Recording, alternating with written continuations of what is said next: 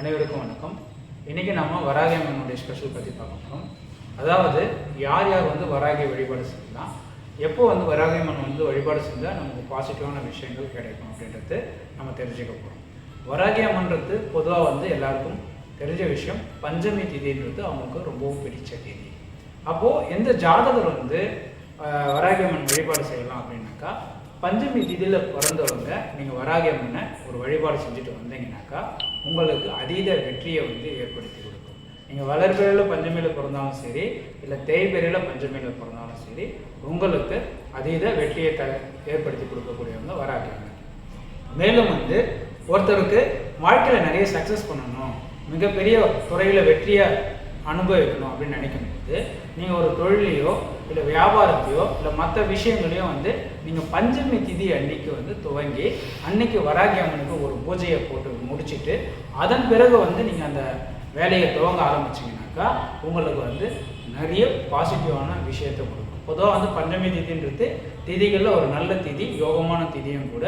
அப்போது உங்களுக்கு நிறைய நல்ல வெற்றியை ஏற்படுத்தி கொடுப்பாங்க.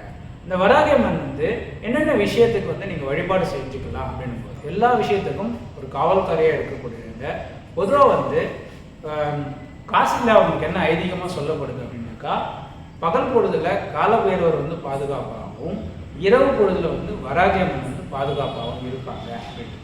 அதனால தான் வராகி அம்மன் மாலை 6 மணிக்கு மேலே, அதாவது சூரிய அஸ்தமனத்துக்கு பிறகு நீங்கள் எவ்வளோ நேரம் கடந்து நீங்கள் வழிபாடு செய்கிறீங்களோ அந்த அளவுக்கு உங்களுக்கு நிறைய பாசிட்டிவான விஷயத்தை அவங்க கொடுப்பாங்க அப்படின்னு சொல்லப்பட்டிருக்கும். அதனால் இரவில் நீங்கள் வழிபாடு செஞ்சீங்கன்னா உங்களுக்கு நல்ல பலனை ஏற்படுத்தி கொடுக்கும். அது தவிர்த்து பார்த்தீங்க அப்படின்னாக்கா, வராகி அம்மனை பொறுத்தவரையிலும் இந்த பில்லி, சூனியம், ஏவல், இல்லை நம்மளை அறியாமல் பய உணர்வு, யம பயம் இருக்கிறவங்க, எதையாவது கண்டு எதிரிகளை கண்டு பயந்து இருக்கிறவங்க, இவங்கெல்லாம் வராகி அம்மனை பிடிச்சி பஞ்சமி திதியில் நீங்கள் 5 எண்ணெய் கலந்து தீபம் ஏற்றிட்டு வரலாம். அது தவிர்த்து மாலை நேரத்தில் நீங்கள் வெண்கடுகு வச்சு நீங்கள் இழுப்ப எண்ணெய் தீபத்தை ஏற்றிட்டு வரலாம். அது தவிர்த்து பார்த்தீங்கன்னாக்கா மிளகு இருக்குது பாருங்கள், ஒரு 9 மிளகு. அஷ்டமியில் பைரவருக்கு எப்படி 8 மிளகு வச்சு ஏற்றுவீங்களோ, அதே போல் பஞ்சமி திதி அன்னைக்கு இழுப்ப எண்ணெயில் மிளகு ஒரு 5 அல்லது 9 மிளகு வச்சு சிகப்பு கலர் துணியில் கட்டிட்டு நீங்கள் வராகி அம்மனுக்கு ஏற்றிட்டு வரும்போது உங்களுக்கு யம பயம் நீங்கும். அது தவிர்த்து வீட்டில் ஏதாவது இந்த பில்லி, சூனியம், ஏவல் இது மாதிரி நிறைய பிரச்சனைகள் இருக்குது. இதில் எனக்கு ஒரு வீட்டில் போனது அங்கே ஏதோ ஒரு அமானுஷமாக இருக்கிற மாதிரி ஃபீல் இருக்குனாலும் அந்த பிரச்சனைகள் அனைத்துமே உங்களை விட்டு விலக ஆரம்பிச்சிடும்.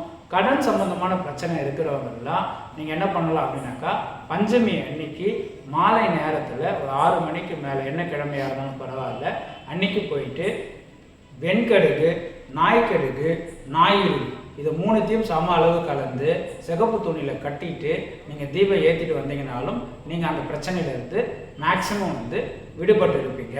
அது தவிர்த்து ரொம்ப நாளாக உடல் நோய்வாய்ப்பட்டிருக்கும், சில பிரச்சனைகளால் ஃபேஸ் பண்ணிட்டு இருக்கீங்கக்கா, செவ்வாய்க்கிழமையில் போயிட்டு மாலை நேரத்தில் அல்லது சனிக்கிழமை நேரத்தில் போயிட்டு செவ்வாய் ஓரை, அதாவது சனிக்கிழமையில் செவ்வாய் ஓரை, செவ்வாய்க்கிழமையில் சனி ஓரை, இந்த நேரத்தில் போயிட்டு நோய் சார்ந்த பிரச்சனை இருக்கிறவங்க, கடன் சார்ந்த பிரச்சனை இருக்கிறவங்க மாலை நேரத்தில் நீங்கள் இந்த தீபத்தை ஏற்றிட்டு வந்தீங்கனாலும் உங்களுக்கு அதீத வெற்றியை கொடுக்கும். இதெல்லாம் வராகி அம்மன் உங்களுக்கு ரொம்பவும் சப்போர்ட்ஃபுல்லாக இருப்பாங்க. அது மட்டும் பார்த்தீங்க அப்படின்னாக்கா, வராகி அம்மனுடைய மந்திரங்கள் நீங்கள் தொடர்ந்து ஜபம் செஞ்சுட்டு வரலாம். எப்படின்னாக்கா, ஓம் ஐயம் ரீம் ஸ்ரீம் ஐயம் குலவும் ஐயம் நமோ பகவதே வார்த்தாளி வார்த்தாளி வாராகி வாராகி வராகமுகி வராகமுகி அந்தே அந்தே நமக ருந்தே ருந்தி நமக ஜம்பே ஜம்பி நமக மோகிய மோகி நமக ஸ்தம்பே ஸ்தம்பி நமக சர்வதுஷ்ட பிரதிஷ்டானாம் சர்வேசாம் சர்வேசாம் சர்வவாட்சி சச்சல் முக ஜித்வா ஸ்தம்பனம் குரு குரு சீக்கிரமஸ்யம் ஐயம் குலவும் ஐயம் டக டக டகவும் ஸ்ராயப்பட்டு இப்படின்ற வராகி அம்மனுடைய மந்திரத்தை மூல மந்திரம் இதுக்கு பேர். இதையும் நீங்கள் தொடர்ந்து படிச்சுட்டு வரலாம், இல்லை கேட்டுட்டு வரலாம். இது நீங்கள் தொடர்ந்து செய்யும்போது உங்களுக்கு வெற்றி அதிகமாக இருக்கும். செஞ்சு பாருங்கள். செஞ்சுட்டு நீங்கள் வெற்றி அடையும் போது கமெண்ட் பாக்ஸில் உங்களுடைய கமெண்ட் போடுங்க. நன்றிங்க.